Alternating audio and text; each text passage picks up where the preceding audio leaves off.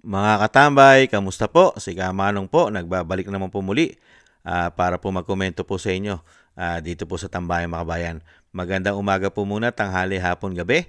Madaling araw po sa atin lahat. Sana po nasa maayos at mapayapa po tayong kalagayan mga kababayan.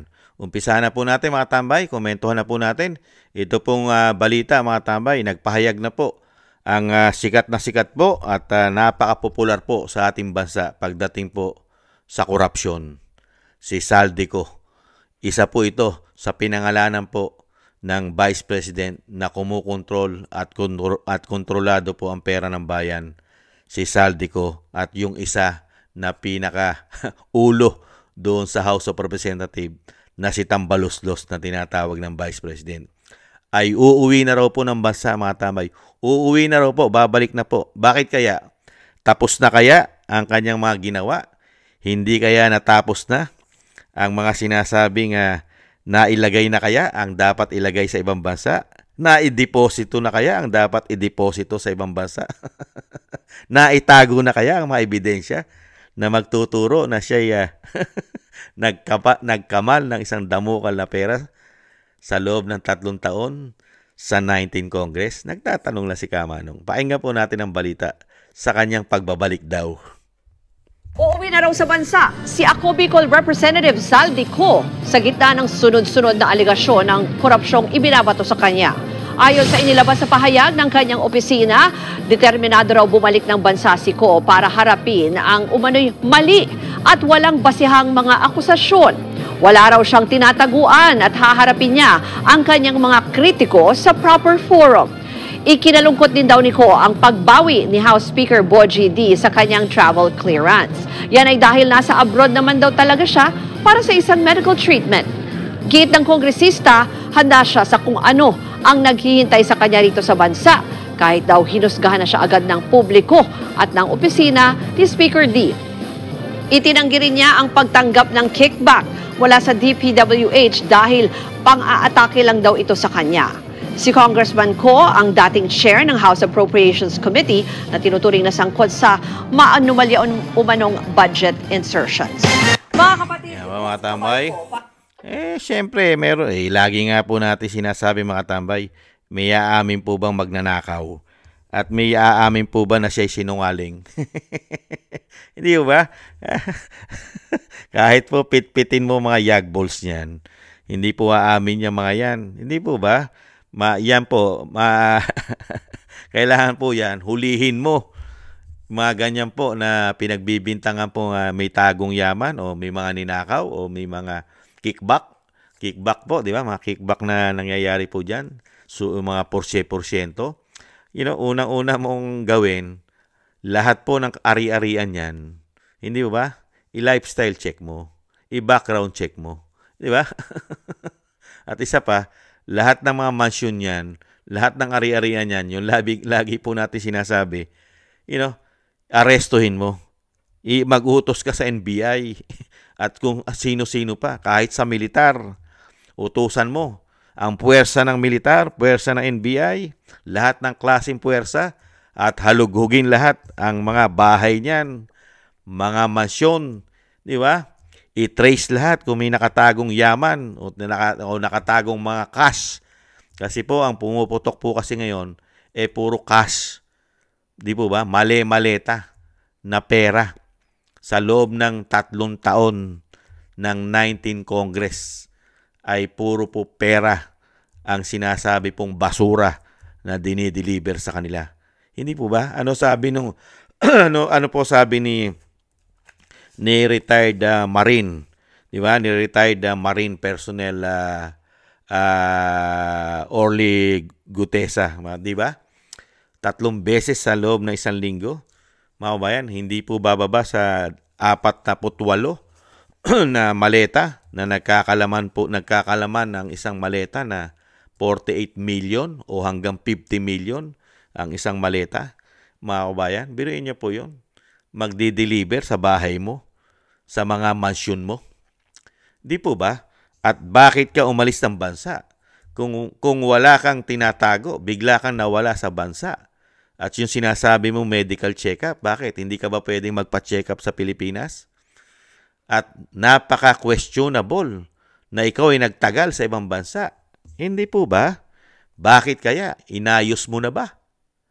Kailangan ba itago na ang dapat itago na mga ebidensya na magtuturo sa sa mga anomalya na ikaw ang itinuturo? Nagtatanong lang po si Kamanong. Hindi po ba? Dahil karamihan po ng mga politiko, lalong-lalo po kung ito'y magnanakaw, ay ang kanila pong mga ninakaw umano ay lagi pong inilalabas ng bansa. Hindi po ba? Lagi pong dinadala sa ibang bansa ang mga nakaw umano o ill-gotten wealth. Hindi po ba? Dahil yan po'y matagal ng issue, kahit nga po'y matandang Marcos, kahit po ang pamilya ngayon ng presidente na si BBM. Di po ba? Marami rin pong issue ang kanilang pamilya na ill-gotten. Di ba? Mga tagong yaman sa ibang bansa na hindi po maipaliwanag. Hindi po ba? Kaya yan po ang sakit ng mga politiko sa Pilipinas pagka po sila'y nagpakademonyo umano. Di ba? Naging gahaman sa pera, ginto ng ating bansa. Inililipat po nila. Tinatanggal sa ating bansa ang pera ng Pilipino. Hindi po ba? At madali po sa kanilang maglipat dahil may kapangyarihan po sila. Nasa gobyerno po sila. Hindi po ba? Kayang-kaya po nilang dalin ang kayamanan ng Pilipinas sa ibang bansa para doon itago at doon sila magpasasa na magpasasa. Hindi po ba? Kahit po sila'y umalis sa bansa at magtago at hindi bumalik for how many long years, ay buhay hari na po sila. Hindi po ba? Yan po ang trabaho, karamihan at lakaran na ng mga korap at magnanakaw na politiko sa ating bansa. Marami na po nangyari niyan. Nakita niyo nga po yung mga nagtatago. Di ba? Katulad po ni Mayor Mabilog, 7 taong nagtago dahil sa issue ng pulburon. Di ba? 7 taon umalis ng bansa. Tapos nung bumalik siya, di ba? Nakakasurvive sila dahil sa dami ng pera umano. At ganun din po ang dating COMELEC chairman na si Andy Bautista. Hindi na po bumalik ng bansa. Bakit kaya? Dahil nailipat din kaya umano yung mga issue ng pera sa kanya sa Amerika o saan mang bansa siya naroon at hindi na po siya tuluyang bumalik ng bansa. Dahil bakit? Ubod na ng yaman dahil naglingkod na po sila sa ating bansa ay yumaman na yumaman dahil sa mga issue rin na binabato, corruption, mga kababayan. Ganyan din po. Idadagdag na po natin. May problema na po na nakikita ang mga Pilipino sa COMELEC natin ngayon. Meron din po mga pera involvement. Di ba? Suhulan. Dinagdag lang po natin. Pero ito po kay Saldico, nakapagtataka po ito. Bigla kang nawala sa bansa. Mga kababayan, hindi lang po araw, hindi lang linggo, buwan na. Ang tagal. Ngayon, malakas na ang loob mo, uuwi ka na. Bakit? Tapos na lahat. Tapos na lahat ang agenda mo. Hindi kaya? Kasi pera po ito eh. At pinabebenta na rin po ang kanyang mga air asset. Hindi po ba? Pinabebenta niya na ang mga ari-arian niya. Di ba? Balita na po yan eh. Gusto niya nang ibenta lahat. Ang bilyon-bilyon. At grabe ang kayamanan nito. Yung air asset pa lang niya, how many billions na. Mga eroplano niya, mga private jet, mga chopper. Wala pa dyan ang mga yate. Di ba? Wala pa dyan ang mga luxury car. Hindi pa kasama sa computation yon. Hindi po ba? At isang damukal na mansyon, mga rest house. May hotel pa siya sa Maynila. May hotel pa. Hindi po ba? Saan niya pinagkukuha yan? At meron pa siyang kumpanya. Di ba? May kumpanya pa siya para sa mga flood control, sa mga pagawaing bayan natin, pagawain sa bayan. Mga contractors company. Sila yung mga contractors din ng gobyerno. May mga kumpanya sila nangungontrata, hindi po ba? Kaya napakaraming issue niyan. Hindi ba? Yung kumpanya nila, kumukuha ng proyekto sa gobyerno. Usong-uso po ngayon ang mga ghost project. Di ba? Yung SunWest, walang investigasyon po dyan ng Senate Blue Ribbon Committee. Diyan po sa kumpanya po ng pamilya ko. Hindi po ba? Napakarami pong sasagutin yan. At napakaganda pong umuwi yan dahil nakaprepare na po dyan. Lalong-lalo po si Senator Marcoleta ay marami pong tanong dyan at pag-iimbestiga na gagawin. Lalong-lalo po sa mga kayamanan yan. Hindi po ba? Kaya nga yung sinasabi po natin mga tambay, pag po nabuksan ang mga libro nitong mga tao na ito, katulad po ni Saldico na siya po ay party list lang. Siya po ay party list ng Ako Bicol Party List. Party list po siya. Pero yung kanyang party list ay nalalagyan po ng bilyon-bilyon sa kanyang party list. Di po ba? Ano po ang pinasabog dyan ni Congressman Toby Tiangco? Ang party list lang po, ang sa pagkakaalam ni Congressman, ay allowed lang po sila ang kanilang budget na po pwedeng makuha sa taong bayan ay 100 to 150 million. Napakalaki na po nun sa isang party list. Hindi po ba? Pero si Ako Bicol Party List ay hindi po bababa sa 13 billion pesos. Hindi po ba questionable yun? Saldico? Hindi po ba? Grabe, party list ha? Kaya nga po kinu-question din po ng taong bayan yan eh. Kinu-question po natin yan eh, di ba? Eh di lalo na yung tingog, yung party list ng speaker. Tingog party list. Di ba? At yung pamangkin na party list din ni Ko, billion din po ang nailalagay, naisisingit sa kanilang pondo. Kaya nga po lumaki ng lumaki ang insertion. Di po ba? Grabe po sila. Kaya po, yung sinasabi po nating madalas, buksan lang ang libro nila. Kasi papasok dyan ang budget sa kanila eh. Naka-record po kasi yan. Bawat pumasok sa opisina mo, recorded po yan, mga budget nila. Malalaman po ng taong bayan yan. At saan po nila dinala yan. Bingo na po yan. Mabibingo na po yan. Hindi na po kailangan ang sinasabing sila po ay hindi korap. Hindi sila magnanakaw sa pera ng bayan. Mga kabayan, ilabas lang po nila kanilang mga libro. Hindi naman po pwede nila sirain yan, sunugin. Lalo silang makukulong. Bawal po sa batas yan. Recorded po yan. Di ba? Nilalagay nga nila sa archive yan eh. Di ba? Tinatago po nila yan. May mga kopya yan. Maraming kopya yan. Hindi po ba? Kailangan po ng taong bayan yan. Para maniwala po kami sa inyo, kay Saldico, kay Tambaluslos, at sa lahat ng congressman at senador. Maniniwala lang tayo sa kanila. Buksan nila ang libro nila.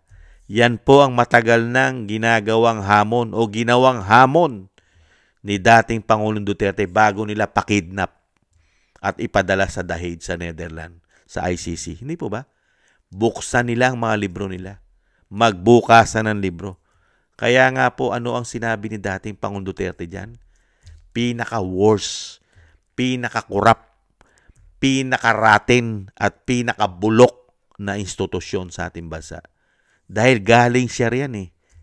Nanggaling din ng ating dating Pangulong Duterte. Naging representative din po siya. Naging congressman. Hindi po ba? Kaya alam niya po ang lakaran at ang baho ng mga tao dyan. Di po ba? Kaya nga yung hinahamon din ni Pulong yan eh. Nung anak. Buksan nila at ipakita ang mga resibo, ang mga proyekto nila kung walang ghost project. Dahil si Pulong, meron siyang pinapakita. Dokumentado. Mga resibo niya, mga proyekto niya, tapos lahat. Walang ghost project. Kaya nga hirap na hirap silang imbestigahan eh. Si Pulong, recorded eh. Di ba? Ilang taon na nila sinisiraan si Pulong. sa 51 billion. Hanggang ngayon, hindi po nila iniimbestigahan. Paano? Wala po kasi. Ito si Saldico, napakasarap imbestigahan. Kung talagang matino ang gobyerno sa panahon natin ngayon, kung ang gobyerno lang po natin ay katulad ni dating Pangulong Duterte, sa loob lang po na isang araw, tukoy na po ang kayamanan niyan at pati ang hinawakang pera niyan sa loob ng 3 taon, 19 Congress. Tukoy na po yan. Kung si dating Pangulong Duterte lang po ang Pangulo natin at ganyan po nangyayari, insertion sa budget po ng bansa, tukoy na po yan. Pati si Tambaluslos. Tapos na po yan. Bukas po agad. Kailangan nilang buksan agad ang libro nila. Hindi po ba? Bakit ngayon? Ayaw pabuksan ng Pangulo. Pwede naman po niyang pabuksan dahil pera ng bayan yan. May karapatan po siyang pabuksan yan dahil pera na ng bayan ang pinag-usapan. Ninanakaw na. Umano. Hindi po ba? Bakit po puro investigasyon at tatagal ang investigasyon na napakatagal? Baka nga po hindi na presidente siya. Hindi pa rin tapos ang investigasyon. Dahil ang ginagawa nila investigasyon, sa totoo lang, inuumpisahan nila sa baba. Di po ba? Yung kanilang independent commission body na ICI na tinatawag, kung hindi po nagkakamali ay yung lingkod. Saan po sila nakatutok? Sa ground. Sa DPWH. Di ba? Yung mga engineer, district engineer. Yun ang kanilang inuumpisahan. Kailan pa matatapos yun? Buong Pilipinas. How many district meron ng Pilipinas? Yun ang tinututukan nila. Distrito. Napakaraming distrito sa Pilipinas. Hindi po ba? Tututukan mo lahat yung mga district, mga proyekto sa mga distrito sa ating bansa. Pupuntahan po nila lahat. Mga kabayan, DPWH pa lang po yun. Kailan pa nila matatapos yun? At pagkatapos nun, saka pa lang sila mag-iimbestiga sa mga politiko. Ganun po ba? Siyam-siyam po abutin yan. Napakatagal pong investigasyon yan. Moro-moro na lang po lalabas dyan. At ang mapapanagot lang po dyan sa tagal, puro po yung nasa baba. Yun lang po mangyayari dyan. Komento ko po. Hindi po katulad yung sinasabi po ni BP Sara at ng dating Pangulong Duterte na pinatapo nila sa dahig. Sa loob lang ng isang araw, tukoy mo na kung saan nila dinala ang pera ng bansa o pera ng taong bayan, pati ang inutang nila. Hindi po ba? Wala na po itong mga media na ito, katulad ng release ni Saldico. Hindi na po siya makapagsasalita na sasagutin niya sa tamang oras, sa tamang panahon, at sa tamang lugar o venue. Di ba? Wala na yan. Kung may political will at talagang makabansa at makapilipino at hindi korap ang nanunungkulan sa ating bansa, napakadali pong gawin yan ng isang presidente, lalong-lalo kung hindi ka weak at hindi ka gumagamit ng pulburon. Hindi po ba? Kaya dito po sa sinasabi ni Saldico, hindi ka paniniwalaan ng taong bayan na ikaw ay malinis. Lalo pa ngayon, yung mismong mga tauhan mo na, mga personnel mo na, mga personal bodyguard mo na, ang nagsasabi na naghahatid sa iyo mismo, kumukuha sila para kunin ang iyong basura na tinatawag na pera. Basura. Kaya napakasarap po imbestigahan itong mga tao na ito. Yung mga politiko, 300 plus yan, mga congressman, representative. At 24 na senador na nagsitanda na riyan. Hindi po ba? Pabalik-balik po sila sa kanilang mga posisyon. Congressman, senador, ubod na ng yaman. Diba? Congressman, representative, party list, yumayaman ng ubod pag naging politiko. Di ba? Nadadagdagan ng sobra-sobra ang yaman nila. Politiko. Hindi po ba? Napakasarap talaga silang imbestigahan at mabawi ang mga ninakaw nila.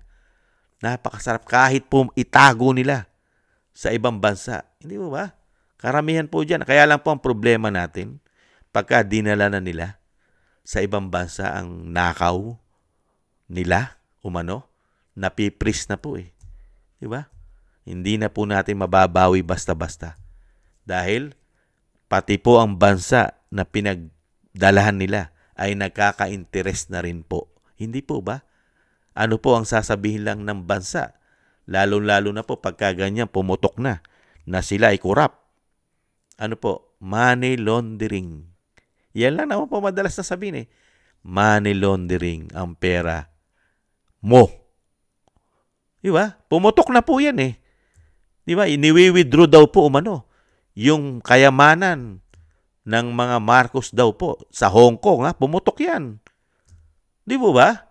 Na 350 tons of gold ang nakadeposito sa Hong Kong, sa bangko doon sa Hong Kong. Niwi-withdraw daw po umano ng sinasabing nagpipresenta o sinasabing pinadala ng pamilya Marcos umano ay hindi po na withdraw. Hindi pumayag ang Hong Kong government. Dahil money laundering daw po yung withdrawin o ililipat sa ibang bangko. Tingnan nyo po. Di po ba? Nakaka-interest na po sila. Dahil po yan ay marungis. Marungis na pera.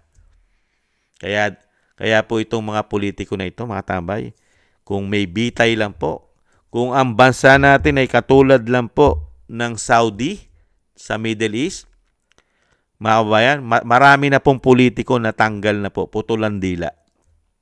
Dahil mga sinungaling. Di po ba ganun sa Saudi? Pagka sinungaling ka, puputulin sa'yo dila. Pagka nagnakaw ka, di ba, puputulin sa'yo isang daliri. Di ba? Nagnanakaw ka, di ba? Nag-snatch ka. Depende po sa ninakaw mo eh, di ba? Ganun yata dun eh. Hanggang sa maubos ang daliri mo. Kaya pag nakakita raw po doon ng putulan daliri, ibig sabihin, nagnakaw ka. Napakaswerte po ng mga politiko sa atin. Nagnanakaw po ng daan-daang milyon, bilyon-bilyon. Sikat pa. Hindi nakukulong at hindi napuputulan ng daliri at hindi napuputulan ng dila dahil sinungaling. Napakaswerte ng mga politiko sa atin. Kung sino yung magnanakaw, mga kabayan, napakaraming issue. May issue pa ng pulburon. Sila pa yung kala mong kaibubuting tao. Tinatangkilik pa ng media na parang malilinis, na parang kinula, at parang isang damukal na Clorox ang ibinabad po sila ron para po napakalinis. Hindi po ba? Kaya yan po mga tambay, aantayin po natin kung kailan po ang dating ni Saldico, mga kabayan. Dahil tapos na po lahat. Nagawan niya na po ng paraan umano. Pati po yung sinasabi niyang kalusugan na kanyang mga check-up na sinasabi niya. Kaya po ang tanong po natin, ano kaya ang chinek ni Saldico sa ibang bansa? Nagpalipat-lipat daw po yan ng bansa. Kaya nga po ang tanong natin, ilang bank account kaya meron si Saldico sa ibang bansa? Kasi po ang pamilya Marcos ay umuugong po umano na hindi bababa sa 18 bank account umano sa buong mundo. Si Saldico kaya, saan kaya naman kaya pinagdadala kung totoong siya'y magnanakaw ang pera ng Pilipino? How many countries around the world na nag-open po siya? Hindi po ba mga kabayan? Yan po pangkaraniwan na po sa politiko yan, mga kabayan. Welcome home! Di ba? Batiin po natin si Saldico dahil uuwi na po siya sa ating bansa. Welcome home, Saldico. Diyan po salubungin po natin yan ng banda at musiko sa kanyang pag-uwi. Dahil napakalinis daw po niya. Siya raw po ay pinupolitika lang at sinisiraan. Ayon po kay Saldico, kung ikaw ay nasa Saudi, matagal ka nang walang dila, umano. Hindi po ba? Napakahusay po ng mga politiko sa ating bansa. Magnakaw ka na magnakaw, madali ka lang magsalita na ako'y malinis. Pero wala ka naman pinapakitang ebidensya na ikaw ay malinis. Dahil una-una, lingkod bayan kayo. Pero ayaw niyong buksan ang libro niyo sa taong bayan kung saan niyo pinagdadala ang umuugong na kailalaki niyong budget. Hindi po ba? Maraming salamat po mga tambay sa gusto po ng ating tambayang makabayan. At syempre po, mag-intay po tayo sa pagbabalik po ni Saldico, mga kababayan. At thank you rin po sa ating mga subscribers. Maraming salamat po sa inyong lahat. At syempre po, ang ating po mga nagbibigay naman po ng tulong at biyaya ay thank you rin po. Mabuhay po kayong lahat. Thank you po. Shoutout po. At ganoon din po sa mga nagko-comment, like, share, and subscribe. Thank you po. At yung panalangin po natin mga kabayan na ang ating ang pamilya Duterte po ay isama po natin sa dasal at panalangin na sila po'y maingatan. Lalo po ang ating Vice President at ang dating Pangulong Duterte na sila ay maingatan sa kapahamakan. At madugtungan pa po ang buhay ng ating dating Pangulong Duterte at kalakasan at makabalik po sa ating bansa, mga kababayan. Maraming salamat po sa inyo pong mga dasal. Thank you po. At ganoon din po mga tambay, tayo po'y magdasal at manalangin na tayo po'y maingatan at ang ating buong sambayanan, mga kababayan. Thank you po. Maraming salamat po mga kababayan. Ingat po tayo sa muli. Bye-bye.